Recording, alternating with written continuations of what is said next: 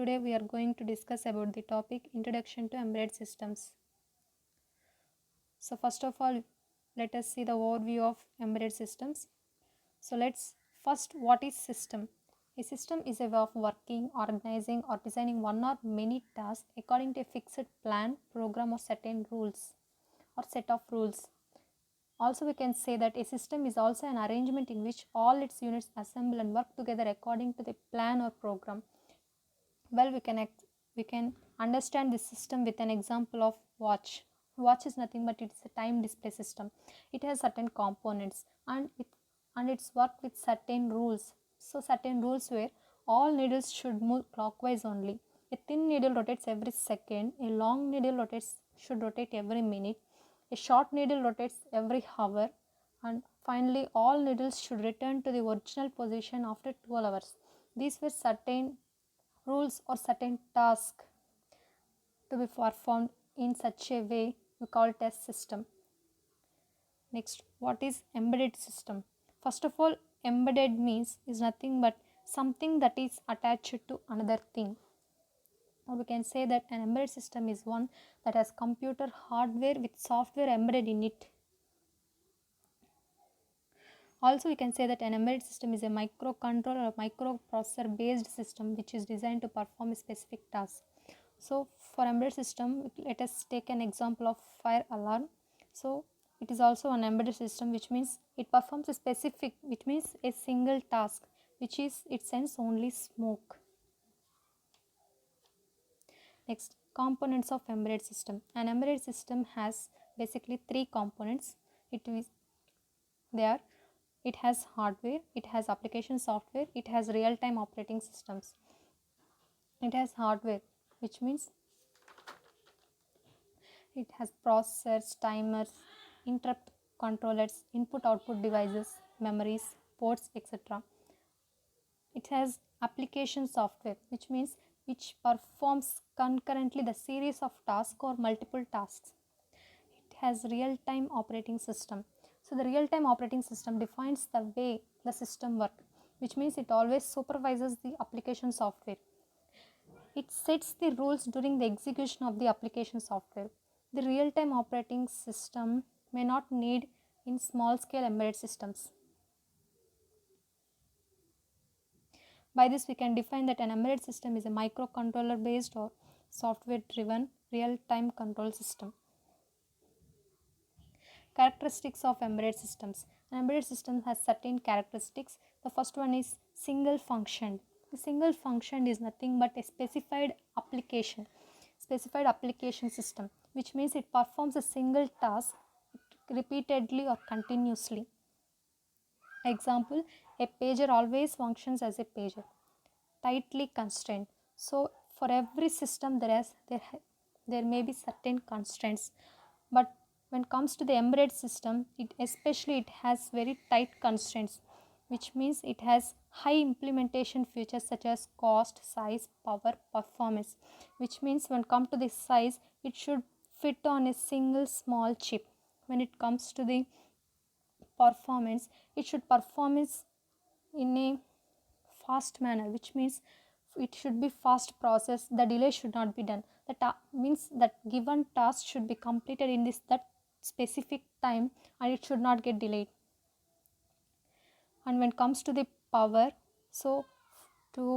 which means it consumes minimum power or low power in order to extend the battery life. Connected, it have connected peripherals to connect input and output devices. Microprocessor based, it is a microprocessor or microcontroller based embedded systems. Reactive and real time, which means real time operators. Many embedded systems continuously react to changes in the system's environment and must compute certain results in real time without any delay. Memory, which means it has memory as its software usually embeds in ROM. It does not need or it does not require any secondary memories in the computer. There are certain advantages for these embedded systems.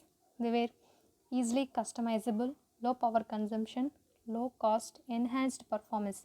And the disadvantages were its high high development effort, large timer to market.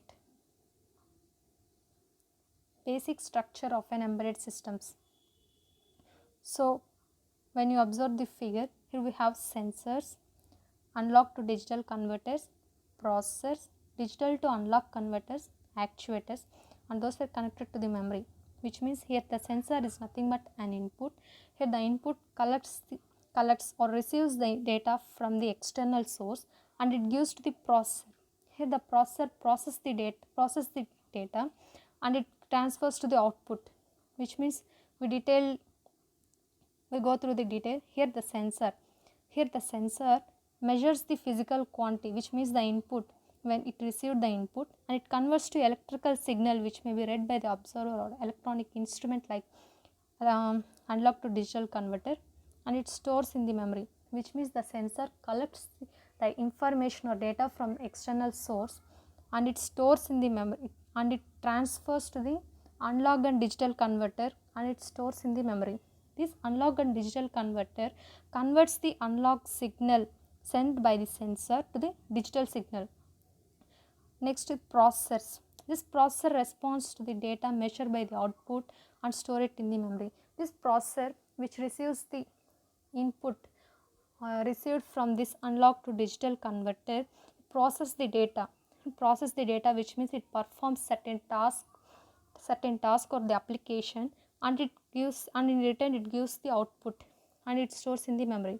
So digital to analog converter, which again converts the digital data to the analog converter. Actuator. This actuator is nothing but output given by the DA converter to the actual output stored in it and stores the approved output.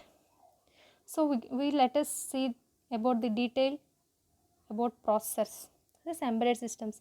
Here we are saying that processor is the heart of an embedded system, which means it takes the input and produces an output after processing the data.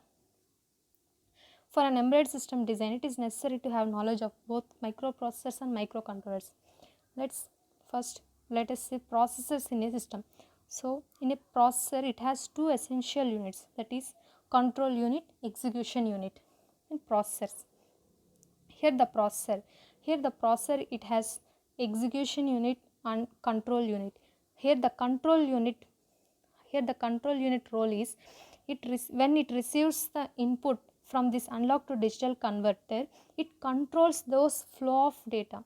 It just controls the flow of data, and this execution unit task is to execute the data of specified task, which means that specified application or the specified task allows to execute it, means which executes certain instructions that program or the certain task has given, and it again converts digital analog converter and it is given to the actuator.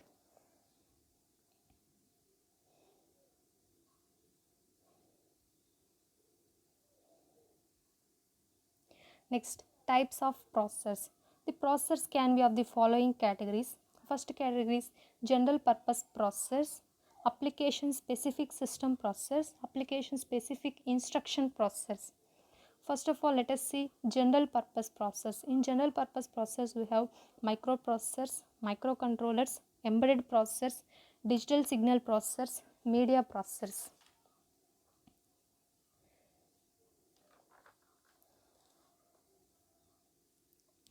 Well, let us see first microprocessor in detail. In this microprocessor, you can see a simple block diagram of microprocessors. In this block diagram, we can observe RAM, ROM, input-output ports, timer, serial communication port, and those were connected to the CPU, which is general purpose microprocessors, and there is a data bus. Here RAM and ROM were the memory storages, and input-output ports is nothing but a memory address used by the software to communicate with hardware on your computers. And this timer is to set the specific time to come within the time to complete the task. And serial communication port, it is a type of connection at personal computers that is used for peripherals such as gaming controllers or modems, etc.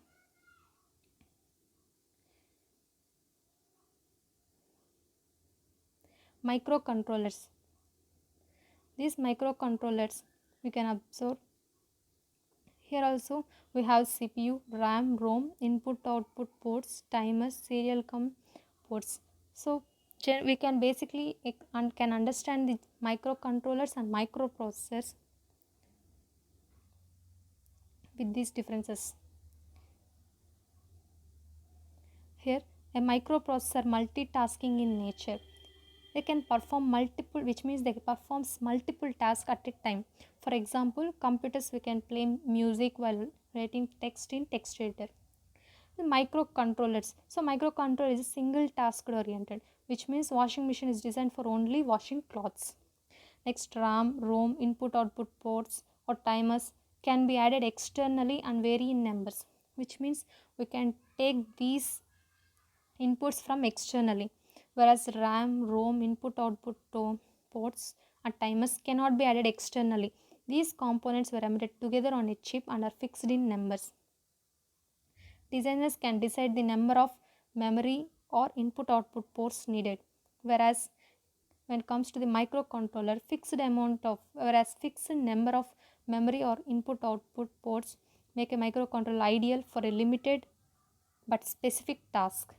External support of external memory and input output ports make a microprocessor based systems heavier and costlier. Microcontrollers are lightweighted, cheaper than a microprocessor. Thank you.